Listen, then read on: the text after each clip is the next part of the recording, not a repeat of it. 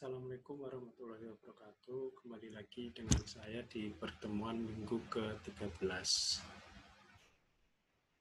Minggu kali ini kita akan membahas mengenai pengaruh stereotip internasional terhadap motivasi wisatawan berkunjung. Sebelumnya, kalian telah mempelajari mengenai salah satu bagian dari non-verbal communication yang biasanya disebut parabahasa. Nah, apakah materi-materi sebelumnya juga berkaitan dengan materi ke minggu 13 ini?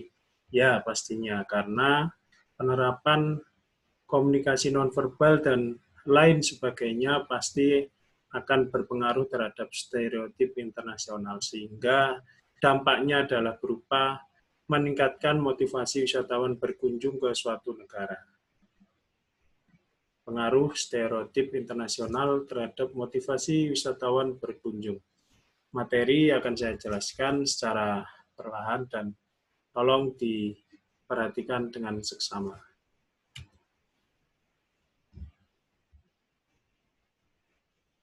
Seperti biasa akan saya jelaskan terkait latar belakang kenapa sebenarnya stereotip internasional ini berdampak pada motivasi berkunjung wisatawan. Yang pertama adalah pariwisata dapat memainkan peran dalam mengurangi ketegangan dan mendorong pemahaman lebih baik antar negara yang terpecah. Ya, tentu saja dari cerita-cerita atau mungkin dari sejarah yang di masa lalu beberapa negara pernah terjadi konflik hingga saat ini. Nah, salah satu pendekatan yang dapat setidaknya memberikan dampak positif terhadap dua negara itu yang mungkin pernah menjalin hubungan yang tidak harmonis, sehingga dengan adanya pariwisata ini dapat berdampak kepada pengurangan ketegangan dan mendorong pemahaman lebih baik antar negara yang terpecah. Nah, sikap negatif terhadap negara yang bermusuhan dapat diubah oleh pengalaman perjalanan wisata melalui interaksi tamu dan tuan rumah dengan status yang sama dan saling mengenal. Tentu saja kalau kita kaitkan dengan pariwisata, maka di situ ada aktivitas. Nah, aktivitas ini pastinya akan ada dua interaksi yang memang itu terjadi antara wisatawan dan tuan rumah atau biasanya disebut pengelola atau mungkin pemberi jasa layanan. Hal ini terbukti dengan beberapa penelitian yang memang saya kutip dalam materi kali ini. Bisa dilihat di bawah, kunjungan siswa Amerika ke bekas Uni Soviet, kunjungan siswa Israel ke Mesir, dan kunjungan mahasiswa Yunani ke Turki.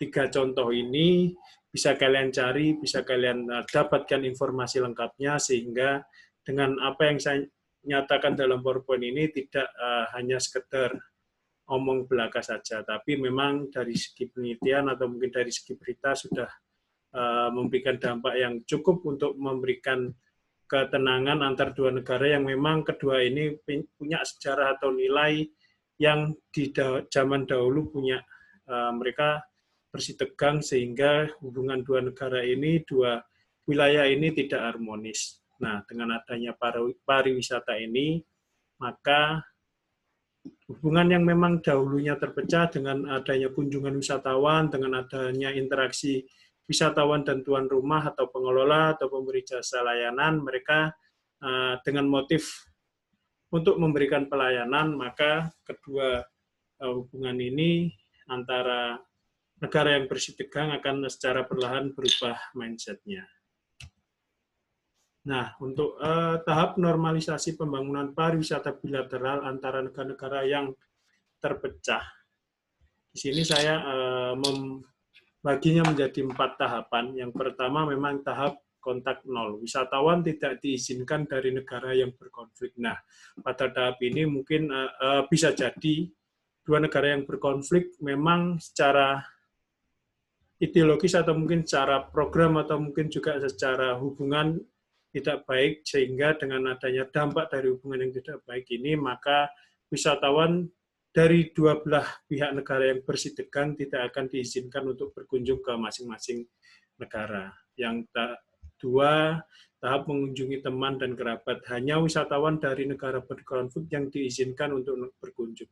Nah, tentu saja dengan motif berkunjung untuk mengunjungi teman dan kerabat ini, maka di tahap ini sudah mulai membaik karena sudah ada izin untuk berkunjung ke dua belah negara ini yang punya masalah bilateral. Dan ketiga, tahap tengah, sebagian besar pembatasan pariwisata telah dicabut. Nah, hal ini mulai membaik lagi dengan adanya pencabutan pembatasan kunjungan wisatawan di negara-negara yang memang punya konflik. Dan yang keempat, tahap dewasa, di sini walaupun negaranya tetap bersitegang, tetapi dengan adanya pariwisata ini mereka sudah merasa dewasa dan tidak ada batasan pariwisata antara dua negara, sehingga entah ada masalah atau tidak, dua belah pihak ini mampu untuk berkunjung di antar negara tersebut. Dari apa yang telah saya jelaskan, maka dua slide sebelumnya merujuk kepada yang biasa atau materi ini kita bahas adalah mengenai stereotip. Secara umum didefinisikan sebagai keyakinan konsensual tentang karakteristik, atribut, dan perilaku anggota kelompok tertentu. Nah, bisa kalian lihat di gambar sendiri. Dari segi interpretasi gambar bisa dilihat sendiri, beberapa kelompok ini memiliki ciri khas yang berbeda. Kalian bisa melihat sendiri, dan pasti hubungan ini, gambar ini menunjukkan bahwasanya ada interaksi, entah negara di kedua belah pihak ini punya masalah atau tidak, akan tetapi keduanya telah berinteraksi dan ada aktivitas bersama yang memang tujuannya adalah untuk memberikan pengalaman kepada wisatawan bahwasanya budaya lokal, atraksi lokal mampu untuk memikat motivasi berkunjung wisatawan, sehingga dengan adanya aktivitas yang menarik ini, maka hubungan antar dua negara ini juga pastinya berdampak. Kepercayaan stereotip dapat direpresentasikan sebagai skema atau prototipe menyediakan rute evaluasi dan pemrosesan informasi yang efisien. Nah, tentu saja dengan adanya hubungan dua negara ini yang bersitegang, tentunya masing-masing individu atau individu di dalam kelompok pastinya juga akan mencari informasi mengenai negara yang akan dikunjungi, apakah boleh atau memang ada batasan yang memang tidak boleh dilanggar, sehingga dengan adanya pemrosesan informasi yang dicari ini, mereka akan memutuskan kunjungan berwisata ke negara yang bisa jadi berkonflik. Stereotip internasional dapat berasal dari hubungan yang dirasakan antara dua negara dan berfungsi sebagai pembenaran sikap dan perilaku terhadap negara asing. Hal ini tentu saja berkaitan dengan masing-masing pandangan negara atau masing-masing warga negara yang mendiaminya, sehingga dengan adanya informasi yang dicari sebelumnya, bagaimana tingkah laku atau mungkin pemberi jasa pelayanan di negara tersebut, sehingga hal ini juga pastinya akan mempengaruhi motivasi berkunjung wisatawan. Pola citra internasional ini mungkin direpresentasikan dalam skema yang koheren, yang mempengaruhi evaluasi pribadi dari suatu negara asing. Tentu saja dengan adanya informasi yang telah didapatkan, maka di situ ada proses evaluasi di mana informasi itu akan memberikan dukungan atau mungkin bahkan memberikan penolakan terhadap hasil ketika wisatawan akan berkunjung di suatu negara. Secara spesifik, citra musuh dicirikan oleh persepsi ketidaksesuaian tujuan, kesamaan kekuasaan, dan kesamaan status budaya, sedangkan citra sekutu dicirikan oleh kesesuaian tujuan, kesamaan, kekuatan, dan kesamaan status budaya. Nah, hal ini menjadi salah satu contoh ketika memang suatu warga negara ingin berkunjung ke negara lain, melihat apakah negara tersebut mampu atau bisa menerima dia walaupun negara itu ada masalah atau konflik yang memang menjadi batasan apakah bisa atau tidaknya. Sedangkan jika memang keduanya tidak memberikan izin atau mungkin keduanya tidak boleh berkunjung di masing-masing negara, maka di situ pastinya wisatawan yang akan berkunjung akan tidak melanjutkan kunjungannya. Skema musuh muncul ketika bangsa asing dianggap memiliki tujuan yang tidak sesuai dengan bangsa dan juga memiliki kekuatan dan status budaya yang sama. Skema barbar memprediksi penilaian ancaman muncul ketika bangsa asing dianggap memiliki tujuan yang tidak sesuai, kekuasaan yang lebih kuat, dan status budaya yang lebih rendah bagi suatu bangsa. Skema sekutu memprediksi penilaian tidak ada ancaman atau peluang dan diharapkan muncul ketika negara asing dianggap memiliki tujuan yang sesuai, kekuatan yang sama, dan status budaya yang setara dengan satuan negara. Ini 3 skema yang memang menjadi pandangan dari warga negara ketika akan berkunjung ke suatu negara. Apakah di situ intinya adalah boleh atau tidak berkunjung. Nah, dengan adanya skema ini, maka wisatawan yang akan berkunjung juga pastinya akan menyesuaikan dengan peraturan-peraturan atau mungkin batasan yang memang tidak boleh dilanggar. Dengan begitu, wisatawan akan secara pribadi, akan secara personal akan mempersiapkan kebutuhannya, mempersiapkan rute perjalanannya, dan tentu saja mempersiapkan mentalnya ketika memang nantinya jika berkunjung di negara itu, dia akan merasakan atau mungkin ada penolakan-penolakan, sehingga di situ wisatawan yang akan berkunjung akan mengantisipasi ketika memang dia memang merasa ingin tetap berkunjung ke sana dengan aktivitas atau mungkin tujuan yang memang sudah direncanakannya, sehingga itu mempengaruhi juga terhadap motivasi berkunjung. Stereotip berdampak pada proses pembentukan citra destinasi. Citra destinasi memainkan peran penting dalam proses pemilihan destinasi karena konsumen sangat bergantung pada citra destinasi alternatif saat memilih destinasi liburan. Citra destinasi telah menjadi fondasi penting untuk pemasaran destinasi karena citra destinasi dapat mengungkapkan kekuatan dan kelemahan destinasi yang dirasakan di mata wisatawan di masa yang akan datang. Nah, hal ini pengaruhnya pasti ketika negara itu punya konflik dengan negara lain, negara itu punya konflik dengan warga negara yang memang akan berkunjung ke negara tersebut, maka hal ini pasti akan berpengaruh terhadap citra destinasi wisata yang ada di negara tersebut. Dengan begitu, warga negara atau wisatawan yang akan berkunjung juga pastinya terpengaruh terhadap citra ini ketika memang dari segi beberapa hal yang nantinya akan saya jelaskan, akan saya berikan mengenai apa yang berdampak pada citra destinasi ini, sehingga minat berkunjung wisatawan ke suatu negara juga pastinya selain motivasi berkunjung juga pastinya ingin selamat dari berangkat hingga dia pulang. Dengan begitu, citra destinasi ini akan salah satu fungsinya adalah memberikan kemampuan kepada pemasar atau mungkin marketing bahwasanya destinasi ini punya nilai lebih, destinasi ini tidak ada gangguan atau setidaknya memberikan keamanan kepada wisatawan yang berkunjung di negara tersebut. Citra destinasi didefinisikan sebagai atribut yang terkait dengan pengalaman wisata, sedangkan citra pengalaman wisata dipengaruhi oleh persepsi lingkungan makro suatu destinasi, termasuk lingkungan ekonomi, politik, dan sosial. Nah, telah saya jelaskan bahwasanya tidak hanya motivasi wisatawan berkunjung, tapi motivasi ini juga dipengaruhi oleh beberapa hal, termasuk lingkungan, ekonomi, politik, dan sosial. Tentu saja dampaknya adalah terhadap keamanan negara, kondisi kestabilan negara, dan kalau dikaitkan dengan ekonomi, maka di situ pasti ada nilai tukar uang yang juga pastinya berpengaruh terhadap pengeluaran dan pemasukan wisatawan. Sehingga dengan adanya ini, beberapa faktor yang memang berdampak pada citra destinasi ini akan menjadi salah satu alat pemasaran atau mungkin branding dari negara tersebut untuk mendatangkan wisatawan berkunjung ke negara.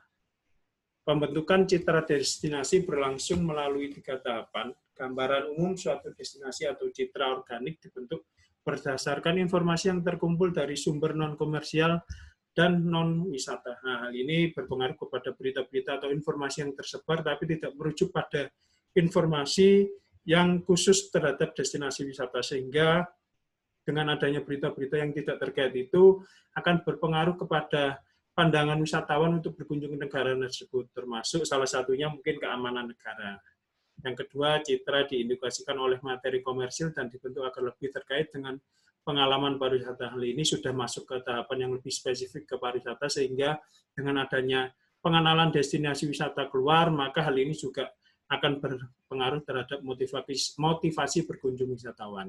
Citra dimodifikasi oleh pengalaman aktual. Hal ini setelah wisatawan berkunjung akan ada review atau mungkin ulasan terhadap citra destinasi, atau mungkin ketika dia berkunjung dia memberikan review misalnya di Google Maps atau mungkin di Instagram yang memang menjadi alat promosi negara tersebut, dan tentu saja hal ini dampaknya adalah kepada citra destinasi, sehingga dengan adanya wisatawan yang belum berkunjung, dengan melihat review yang sudah diberikan, maka di situ akan ada niat atau motivasi berkunjung yang lebih. Citra destinasi suatu negara dipengaruhi oleh citra umum negara tersebut karena orang-orang dalam suatu negara memiliki gambaran yang sama tentang negara asing, dan citra tujuan negara asing mereka dapat dibuat secara kolektif. Tentu saja hal ini terkait dengan kolektif, berarti bersama secara informasi atau yang tersaji di media massa, maka suatu citra destinasi ini dipengaruhi oleh beberapa informasi yang memang merujuk kepada negara tersebut, seperti halnya mungkin kondisi alam, terus terkait kondisi politik, sosial, budayanya, apakah hal itu berpengaruh atau mungkin juga malah berpengaruh sangat ketika memang ada wisatawan yang ingin berkunjung dengan membaca informasi tersebut, dengan informasi yang telah tersedia di media massa, maka di situ juga pastinya akan berpengaruh kepada motivasi berkunjung wisatawan. Pengaruh stereotip negara mengungkapkan bahwa kepercayaan umum orang tentang negara asing dapat mempengaruhi cara mereka mengevaluasi produk yang dibuat negara tersebut, termasuk produk wisata atau destinasi wisata. Dalam konteks internasional, telah diartikulasikan bahwa efek stereotip pada proses pembentukan citra destinasi dapat difasilitasi oleh media massa dan pendidikan. Hal ini tentu saja berpengaruh kepada media yang digunakan dan pendidikan yang menjadi latar belakang wisatawan. Pengaruhnya adalah ketika negara tersebut punya alat pemasaran yang sangat canggih dan mungkin mampu menjangkau jangkauan yang lebih luas dan tepat sasaran dari segmentasi yang telah ditentukannya, maka hal ini pengaruhnya juga ada di supply dan demand-nya. Ketika memang demand-nya menawarkan hal tersebut, supply-nya, maka segmentasi wisatawan dengan salah satu faktornya adalah pendidikan akan berpengaruh kepada bagaimana wisatawan memandang informasi yang tersedia di media massa, sehingga hal ini akan mengkerucut kepada keputusan untuk berkunjung ke negara tersebut. Permintaan wisatawan untuk melakukan perjalanan ke destinasi wisata tertentu dipengaruhi oleh persepsi penduduk negara tuan rumah mengenai karakteristik wisatawan dan kontak aktual yang terjadi antar kedua pihak. Semakin tinggi intensitas hubungan sosial antar tuan rumah dan wisatawan, semakin baik perasaan wisatawan terhadap tuan rumah. Hal ini pasti dengan adanya interaksi ketika memang sudah berkunjung, ketika sudah berinteraksi dengan masyarakat lokal, dengan penduduk lokal, maka di situ juga pastinya akan membangun citra terhadap destinasi tersebut. Ketika memang ini sebab akibat, ketika memang interaksinya bersifat positif, maka dampaknya juga positif, dan berlaku sebaliknya. Hal inilah yang menjadi penentu atau mungkin menjadi faktor penentu utama dalam memberikan pelayanan kepada wisatawan, yang diperankan oleh pengelola lokal, penyedia jasa biro perjalanan, dan tentu saja banyak faktor lainnya yang mendukung tentang hal ini. Dampak yang terjadi ketika memang interaksi itu terjadi, pasti saya skemakan di sini adalah hal yang negatif, hal yang membuat interaksi tersebut memiliki dampak negatif. Konflik kelompok diakibatkan oleh pembentukan kategori-kategori sosial dalam proses stereotip. Oleh karena itu, stereotip sebagai konsep penting yang berkontribusi pada hubungan antar kelompok. Nah, tanda panah bisa merujuk pada stereotip berdampak kepada kategorisasi sosial.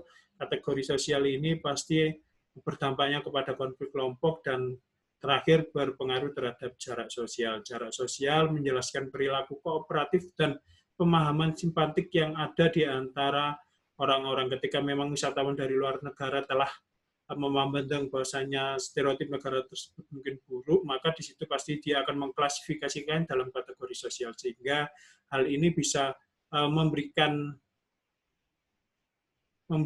dampak atau mungkin memberikan barrier, tebing atau tameng ketika memang terjadi hal yang tidak diinginkan, maka akan menjaga jarak, atau mungkin bisa juga tidak dampaknya atau mungkin bentuk implementatifnya adalah menjaga jarak sosial atau tidak terlalu berlebihan ketika berinteraksi, dan lain sebagainya. Jarak sosial diciptakan sebagai mekanisme pertahanan subjektif dan rasional dalam situasi persaingan. Sangat relevan ketika persaingan muncul di sekitar nilai-nilai yang sangat penting seperti keamanan, kinerja keuangan, dan kesejahteraan. Jarak sosial dapat menjadi strategi penghindaran konflik dan mempengaruhi atribusi dan persepsi situasi konflik dan pilihan mereka untuk menghindari dan menyelesaikan konflik.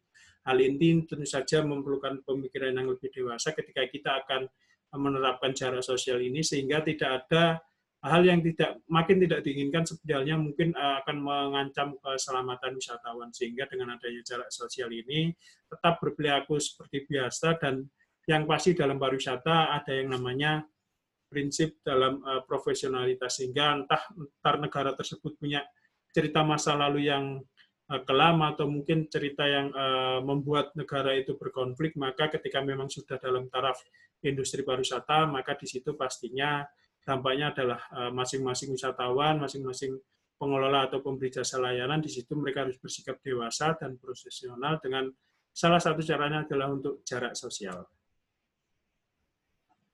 Stereotip diri menyangkut sejauh mana individu mendefinisikan, menggambarkan, dan mengevaluasi diri mereka sendiri dalam hal norma nilai. Seorang menstereotipkan diri ketika identitas sosialnya menonjol, terutama ketika dihadapkan dalam konteks antar kelompok karena identitas dalam kelompok. Stereotip positif bisa dilihat seperti ramah, tulus, baik, dan kompeten, cerdas, rajin, dan kompeten, dan negatif seperti sombong, kasar, tidak bermoral, dan tidak beradab. Hal ini pasti pengaruhnya adalah kepada bagaimana kita memposisikan personal dalam kelompok. Tentu saja ketika kita akan membangun citra personal, maka di situ pastinya kita akan bersikap, berkomunikasi, dan tentu saja ketika menjalin komunikasi dan menjalin interaksi, maka di situ pasti akan terbangun stereotip terhadap masing-masing personal. Dan dampaknya ketika kita perluas, berarti dampaknya adalah terhadap stereotip internasional dan mempengaruhi suatu kelompok. Nah, saya akan masuk ke kesimpulan, bisa dilihat dan dicermati. Yang warna merah merupakan pengaruh terhadap kualitas destinasi, akomodasi, makanan, pelayanan, transportasi, infrastruktur dunia malam, dan keamanan. Sedangkan yang biru, keunikan destinasi ini dipengaruhi oleh budaya, sejarah, pemandangan, dan pilihan atraksi. Warna kuning, stereotip internasional, tanda panahnya mengarah kepada kualitas destinasi, keunikan destinasi, citra efektif. Dan hal ini jika disimpulkan, maka semuanya berdampak kepada motivasi perjalanan. Sehingga bisa saya simpulkan, stereotip internasional mempengaruhi kualitas dan keunikan destinasi wisata, sehingga mampu untuk meningkatkan motivasi kunjungan dan citra positif destinasi. Hal ini pastinya saling terkait dan perlu pemahaman yang lebih terkait bagaimana kualitas destinasi itu, bagaimana keunikan destinasi itu, dan pengaruhnya terhadap faktor yang lain, sehingga mempengaruhi terhadap citra destinasi dan tentu saja motivasi berkunjung wisatawan. Materi terakhir saya tutup dengan tolong sebutkan stereotip terhadap 5 destinasi wisata super prioritas Indonesia. Di situ ada Danau Toba di Sumatera Utara, Candi Borobudur di Jawa Tengah, Likupang di Sulawesi Utara, Mandalika, Nusa Tenggara Barat, dan yang terakhir Labuan Bajo. Tuliskan di kolom komentar. Sekian dari saya, materi mengenai stereotip internasional berdampak kepada motivasi kunjungan wisatawan. Wassalamualaikum warahmatullahi wabarakatuh. Sekian dan terima kasih.